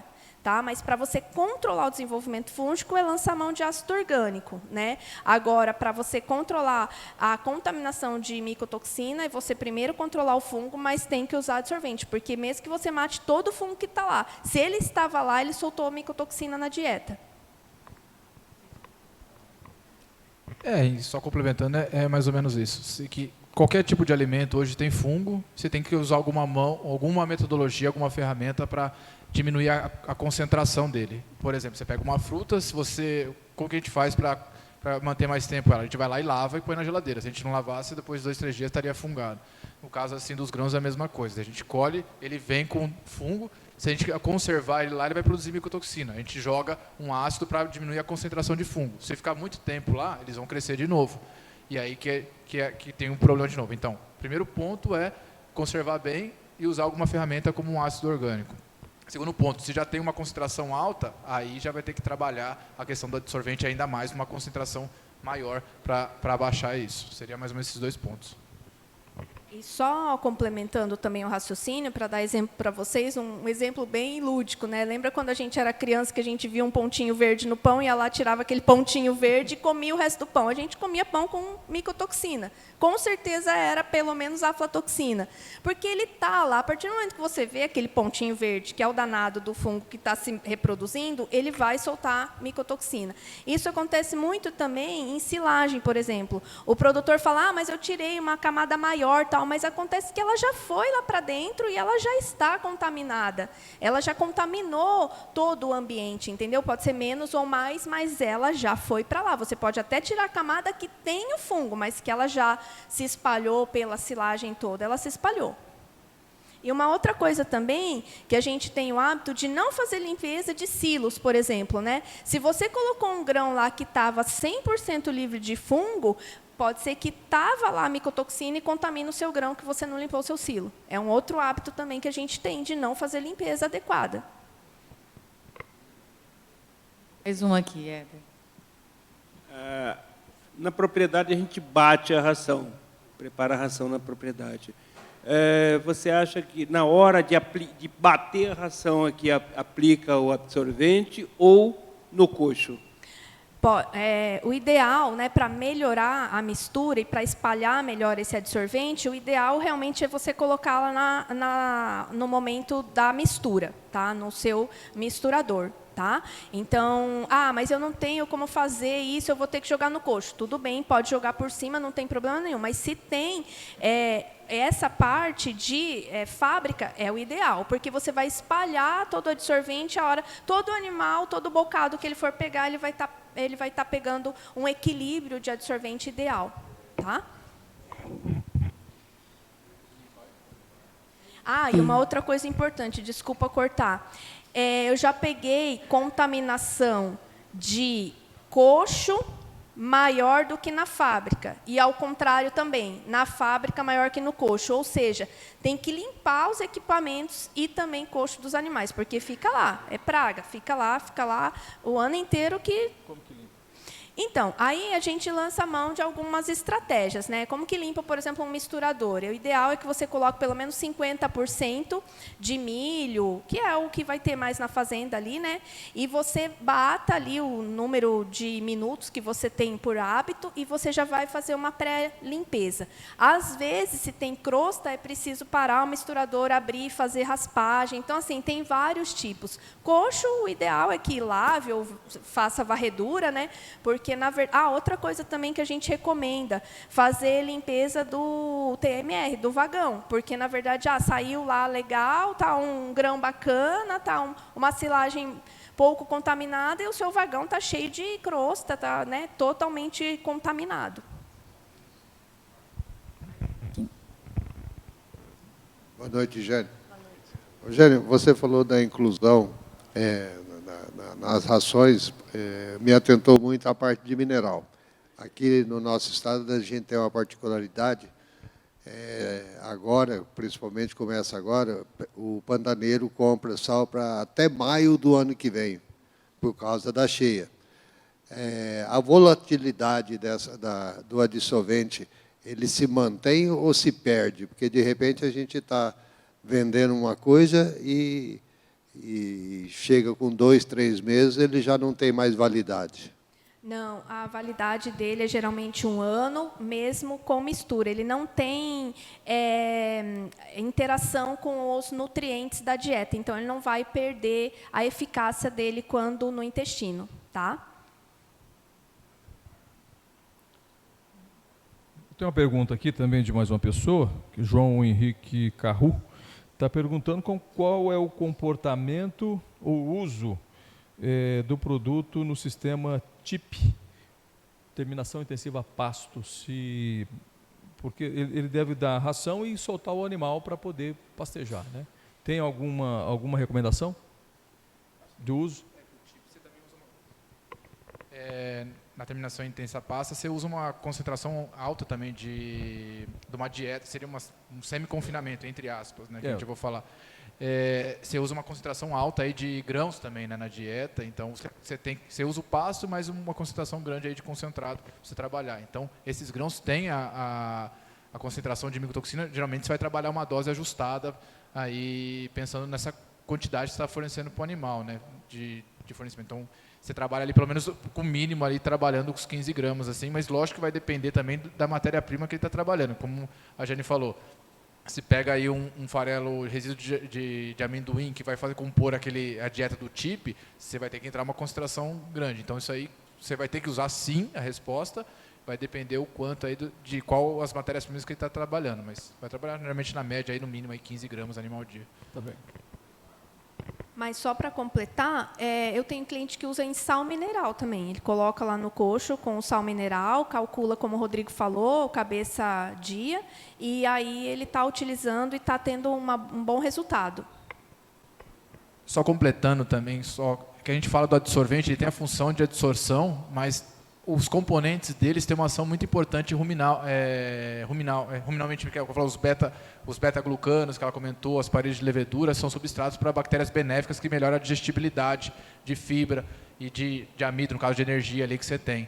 Então, assim, além do efeito que a gente tem de adsorção, que é importante das micotoxinas, como a Jane colocou, os ingredientes têm um efeito secundário também de melhora de saúde ruminal. Então, tem essa importância também no adsorvente.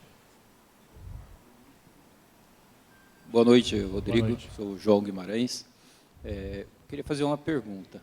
o uso do blend de ácido, ele é viável tecnicamente e economicamente todos os dias na parede exposta? Eu abri o silo, tirei aquela porção do uso diário. É viável aplicar esse blend de ácido naquela parede? Boa pergunta, né? Que eu falei aqui, o ideal você usar um inoculante desses última geração, que ele já produz esses ácidos ali na parede, em toda a massa, né? E você usar estrategicamente o uso do ácido no topo e nas paredes. No painel, se você não usar inoculante, eu estou tirando o painel todo dia ali, mas quando eu vou pegar aquela silagem já está quente.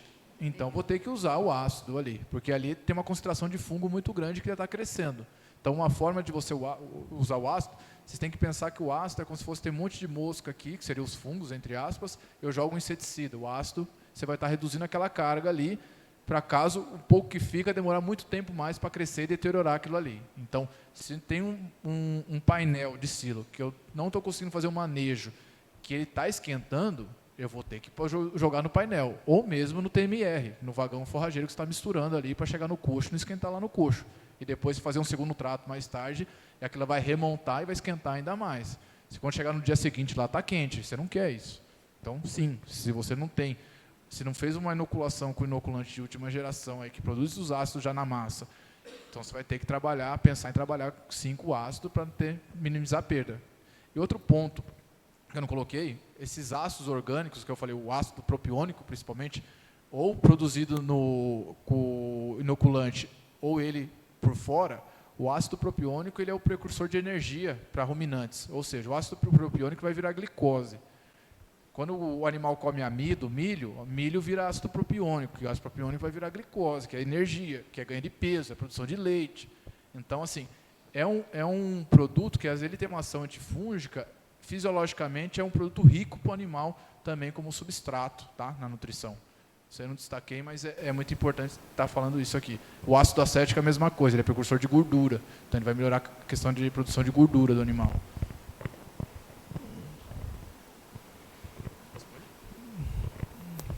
Diego Trindade, qual o grau de risco que o produtor tem em não fazer o controle? O quê?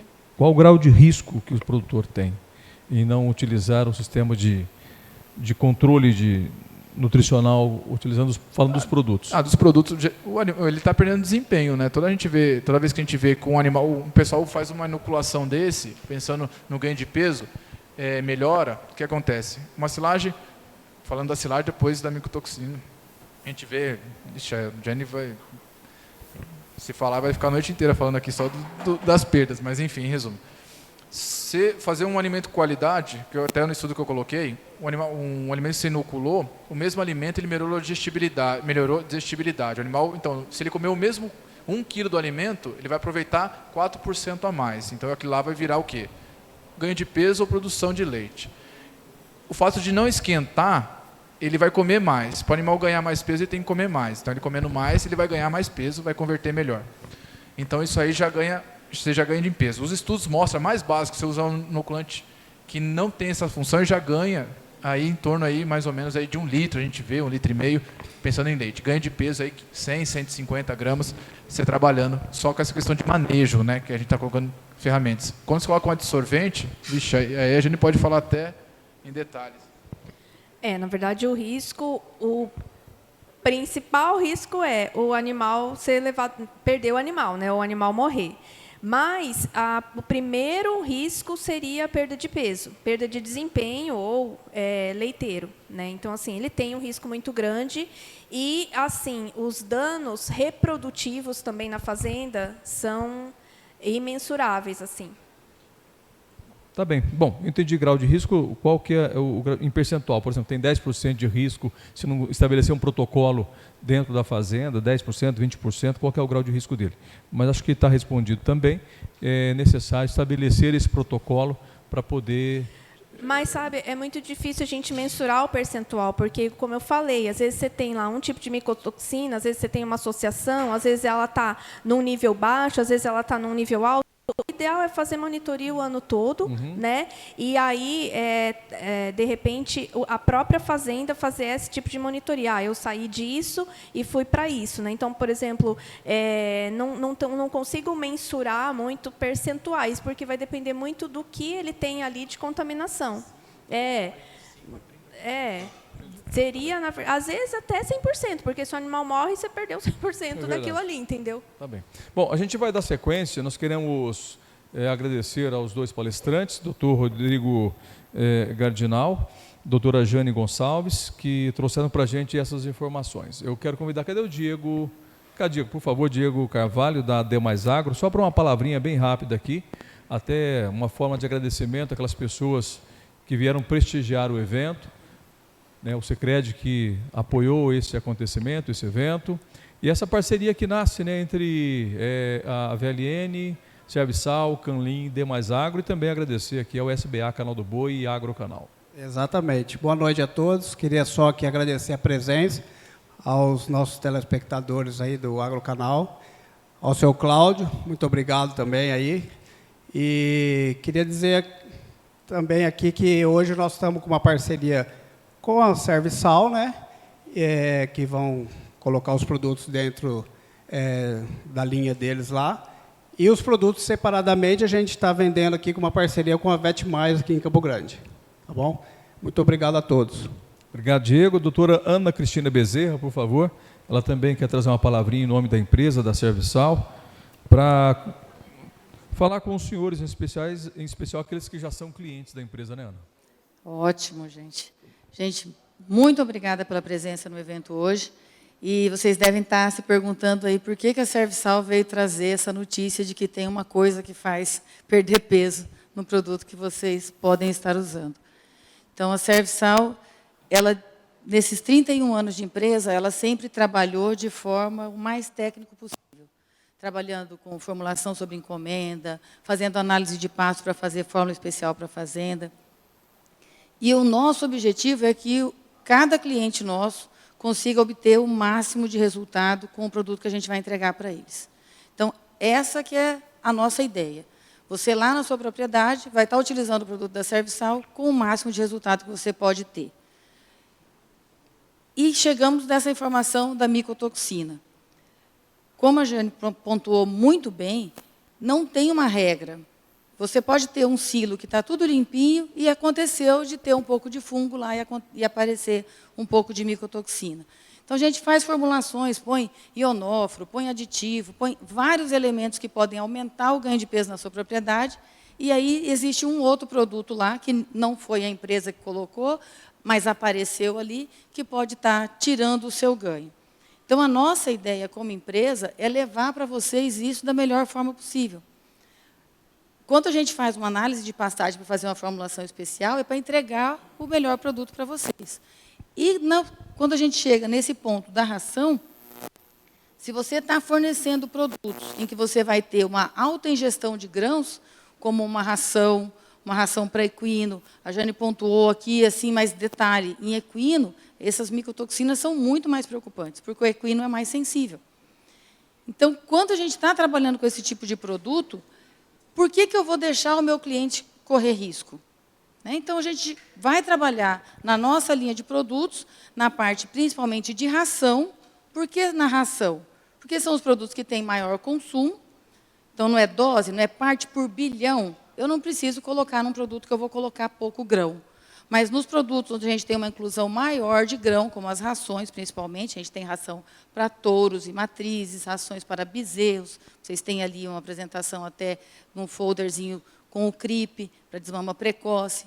Então, nesses produtos que têm maior risco de contaminação, nós vamos estar trabalhando com a inclusão do adsorvente.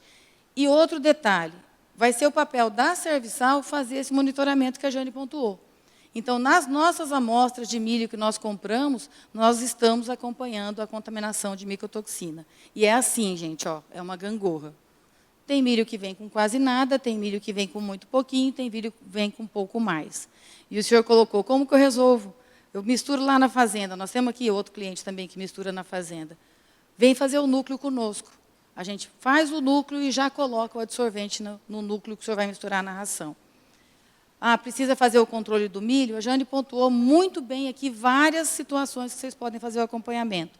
Mas vocês podem adquirir o núcleo, que vocês vão usar, o núcleo mineral, que já contém esse adsorvente e te dê essa segurança para você trabalhar na propriedade.